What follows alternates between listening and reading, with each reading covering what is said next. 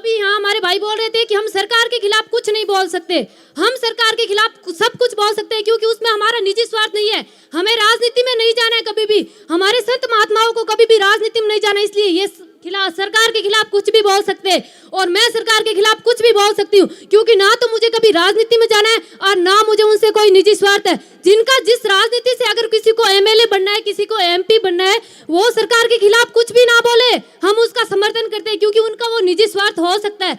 इसलिए मैं सरकार से निवेदन करते हुए तो हमें 3 दिन हो गए कि भजनलाल सरकार मान जाओ, भजनलाल सरकार मान जाओ, लेकिन वो सुन ही नहीं रहा है, वो बहरा है। शायद तक उसके कानों के अंदर कोई पर्दा लगा है जो उसके अंदर आवाज जा नहीं रही है। लेकिन हम उन्हें चेतावनी देनी होगी क्योंकि उनको मानना पड़ेगा। यहाँ लोग भूख से मर रहे, प्यास से मर रहे और ये जो लोग खड़े हैं ना, मैं उन सबसे निवेदन करना चाहती हूँ कि आप यहाँ से जगह खाली कर दीजिए। हमारी बहनों की अस्वस्थ हो रही है बहुत ज्यादा, उनका स्वास्थ्य खराब हो रहा है हवा नहीं आने की वजह से। इसलिए प्लीज आप लोगों से हाथ जोड़ के विनती है कि आप यहाँ से हट जाइए और उनकी हवा आने दीजिए। हाँ, सब लोग हट जाओ और सब लोग ये पर्दे ऊंचे कर दीजिए क्योंकि लोगों का स्वास्थ्य बहुत खराब हो रहा है। क्योंकि हमने कल सुबह से ना पानी पिया है, यहाँ तक कि हमारा थूक हमारे जो मुंह के अंदर वो थूक बनता है वही हम गिट पाए। अगर वो भी थूकने की जगह होती तो हम थूक देते, वो भी नहीं गिटते थे। लेकिन ये सरकार इतनी निकम्मी है, इतनी निकम्मी सरकार है कि हमें उस सरकार पे शर्म आ रहा है कि हमने ही उन लोगों को चुन के उसके अंदर बिठाया है। जो बिश्नोई के नेता है ना, वो तो मर गए समझ लो, उनके अंदर जान भी नहीं है बिल्कुल भी, क्योंकि वो यहाँ आ नहीं सकते।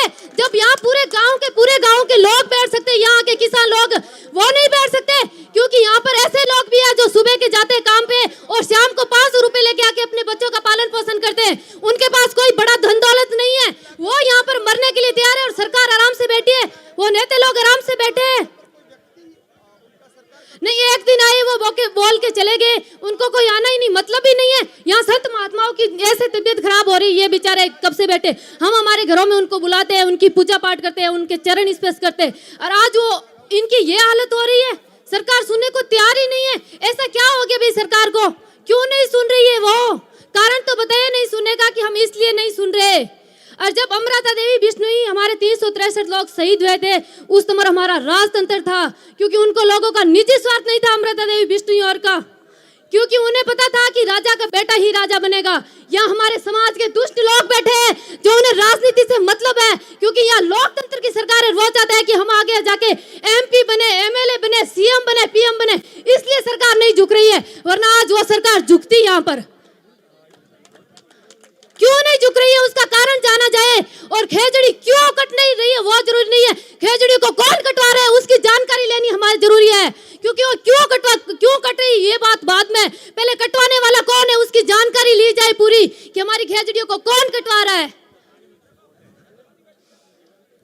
यहाँ पर 3 दिन हो गए, 3 दिनों से लोग बैठे, गांव से आ रहे, गांव जा रहे, गांव से आ रहे, गांव, और जो भी थोड़ा सा सरकार के खिलाफ बोलते उसे माइक छीन लिया जाता है। ये कौन सी राजनीति हुई भाई? यहाँ पर आप लोगों को शर्म नहीं आती बिल्कुल भी?